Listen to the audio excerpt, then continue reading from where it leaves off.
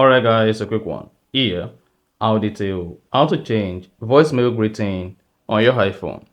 So if at the end of this you found this often informative, please don't forget to like and then subscribe. Now, to change your voicemail greeting voice, all you need to do is go ahead and open the phone app, locate and select voicemail at the bottom right. Now go ahead and click on greeting at the top right.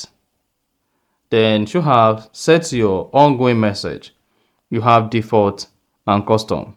Now to use default greeting, just go ahead and select default and click on the check mark at the top right. Now to set a custom greeting, just click on greeting, select custom, then go ahead and click on record. Hi, I am not currently available at the moment. Please leave your message and I will respond to it once I'm available. Then click on stop afterward and now go ahead and click on the check mark at the top right to save your greetings.